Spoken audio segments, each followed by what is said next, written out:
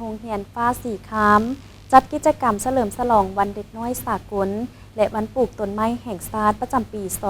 2026 ขึ้นอย่างมีขบวนการฝึกฟื้นและม่วนซื่นงานดังกล่าวจัดขึ้นในวันที่29 พฤษภาคม 2026 ที่โรงเรียนดังกล่าวโดยการเข้าร่วมของท่านเวียงแพงสวรรค์รองประธานคณะกรรมการปกครองเมืองนาเซทอง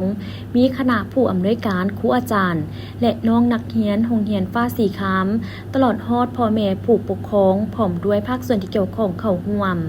ในพิธีท่านนางบุญเหลือพรหมทัตประธานกลุ่มโรงเรียนฟ้าสีครามได้ขึ้นรายงานเกี่ยวกับจุดประสงค์ของการจัดงานครั้งนี้ว่าในท่ามกลางบรรยากาศอันเต็มไปด้วยหอยยิ้มเสียงหัวและความเบิกบานม่วนซื่นเนื่องในโอกาสวันเด็กน้อยสากลและวันปลูกต้นไม้แห่งชาติ1 มิถุนายนที่หมุนเวียนมาบรรจบครบรอบอีกวาระหนึ่ง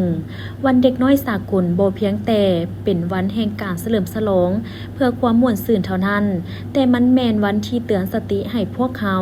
ผู้เป็นผู้ใหญ่เป็นพ่อแม่เป็นครูอาจารย์และเป็นผู้บริหารการศึกษาได้เหลียวเบิ่งความสำคัญหัวใจดวงน้อยๆเหล่านี้คำว่าฟ้าสีครามของโรงเรียนเฮาเปรียบเหมือนท้องฟ้าอันกว้างใหญ่ที่บ่มีขีดจำกัดและลูกหลานนักเรียนทุกคนก็เปรียบเหมือนนกน้อยที่มีสิทธิ์จะกางปีกบินไปตามความฝันของตนเองภายใต้ท้องฟ้าแห่งนี้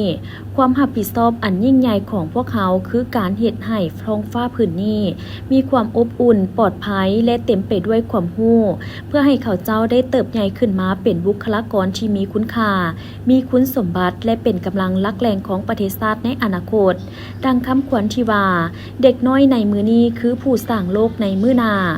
ทุกๆความหักทุกๆโอกาสและทุกๆบทเรียนที่พวกเขาร่วมกันมอบให้เขาเจ้าในมื้อนี้จะกลายเป็นรากฐานอันมั่นคงของสังคมเฮาในวันข้างหน้าซึ่งภายในงานครั้งนี้แม่นประกอบมีหลากหลายกิจกรรมเป็นต้นแม่นกิจกรรมแสดงศิลปะวรรณคดีฟ้อนเต้นห้องเพลงขับล้ำแสดงละครเวทีเดินแบบโซสูตรผลิตจากสิ่งเศษเหลือแต้มรูประบายสีถามตอบวิทยาศาสตร์ดึงเสือกโยนหมักคอนแซกับย่างโม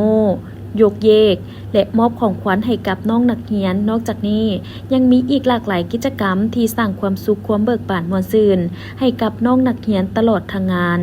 พร้อมเดียวกันนี้ประธานกลุ่มโรงเรียนฟ้าสีครามยังได้แสดงความย่องยอสมเสยและขอบใจอย่างสุดซึ้ง